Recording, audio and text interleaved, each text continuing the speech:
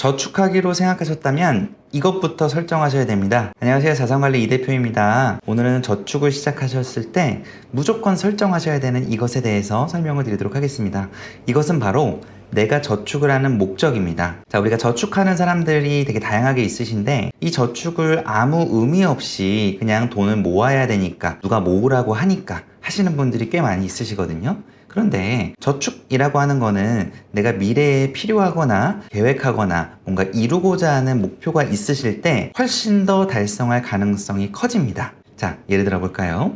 내가 예를 들어서 결혼자금, 지금 만나는 사랑하는 분과 한 2년 뒤, 3년 뒤 혹은 5년 뒤에 결혼을 하고 싶어 라고 가정을 했을 때 그 결혼자금에 대한 부분들을 먼저 설정을 해보고, 그 다음에 결혼자금이 통상적으로 어느 선에서 드는지, 저도 경험을 해봤지만, 저도 기혼자지만 결혼을 준비할 때 어느 정도의 돈이 들어가는지 조사를 해보고 알아보기 전까지는 막연한 경우들이 많거든요. 결혼식 비용이라고 하는 기본적으로 스튜디오 드레스 메이크업부터 해서 결혼식장 비용 이런 것들을 종합적으로 막 판단을 하고, 또 신혼집을 알아본다고 하면 신혼집은 얼마 정도 선에서 알아봐야 되는지, 대출은 얼마나 나올 것인지, 대출 금리는 몇 %로 산정이 될 것인지, 이런 것들이 막연해질 수 있단 말이에요. 그런데 이 목표를 세우게 되면 그 목표에 맞춰서 내가 계획이라는 걸 세우기 때문에 그런 것들을 알아보게 됩니다. 예를 들어서 나는 3년 뒤에 지금 만나는 분과 결혼을 할 거야 라고 하는 목표가 설정이 되어 있다고 가정해 봅시다. 그러면 결혼을 하기 위해서 기본적으로 필요한 집, 그리고 혼수,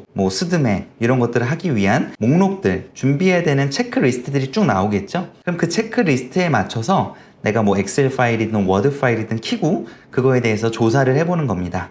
그럼 내가 예를 들어서 내 주 거주 지역이 시청이다, 아니면 동대문이다 이렇게 했을 때 그 지역으로 만약에 결혼식을 했을 때 평균적으로 가는 결혼식장들은 어떤 데가 있는 거고 때는 얼마나 하는지, 이런 것들을 역산해서 생각해 볼 수 있는 거예요. 저는 역산 스케줄링이라는 걸 되게 좋아하거든요. 내가 목표가 세워지고 그런 것들이 설정이 되면 거꾸로 이런 목표들을 달성할 수 있는 것들을 뒤로 쭉 돌아서 해보는 거예요.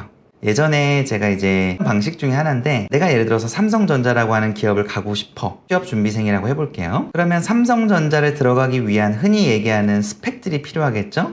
대학교 4년제가 될 수도 있고 2년제가 될 수도 있고, 그런 대학교 기본적인 조건들이 필요할 거고요. 두 번째로는 학점 같은 게 필요할 거고요. 세 번째로는 대외 활동이라든지 봉사 활동이라든지 이런 것들을 하는 경험들 할 수 있겠죠? 인턴 경험들이 될 수도 있고요.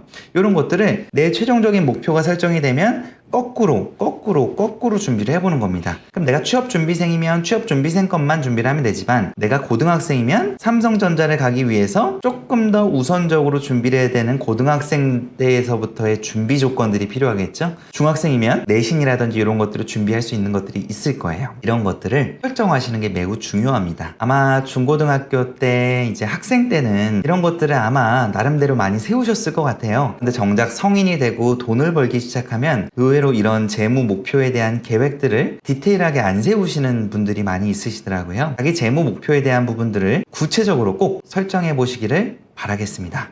내가 집을 이사를 가고 싶은데, 예를 들어서 서울 숲에 있는 15억짜리의 집을 가고 싶어, 습세권이라고 하죠. 그런 쪽을 가고 싶다고 했을 때 내가 15억 정도의 집을 가려면 얼마 정도의 내 기초 자금이 필요하고, 만약에 그 돈이 필요하다고 했을 때 나는 어떻게 그 돈을 마련할지, 적금을 넣을 건지, 청년 희망 적금을 넣을 건지, 청년 도약 계좌를 통해서 준비할 건지, 아니면 주식 투자를 잘 운용해서 운용을 할 건지, 이런 것들을 역으로 계산해서 설정해 볼 수가 있는 거예요. 그러면 내가 월급이라고 했을 때 그 월급 대비했을 때 저축이나 지출률은 어떻게 설정을 해야 될지가 나오게 되거든요. 그런데 이 재무 목표를 세우지 않으면 구체적으로 설정할 수 있는 것들이 하나도 없기 때문에 그냥 막연하게 저축만 하게 되는 거예요. 그러면 아무 목적 없이 저축을 하다가 아무 목적 없이 저축을 했기 때문에 그 아무 목적 없이 저축한 돈은 아무 목적 없이 쓰여질 수도 있는 겁니다. 근데 명확하게 저축 목표가 있고 계획이 있으신 분들은 그런 부분들을 내가 체계적으로 준비를 했고 대비를 했기 때문에 훨씬 더 달성할 가능성이 높아지고 한 부분들이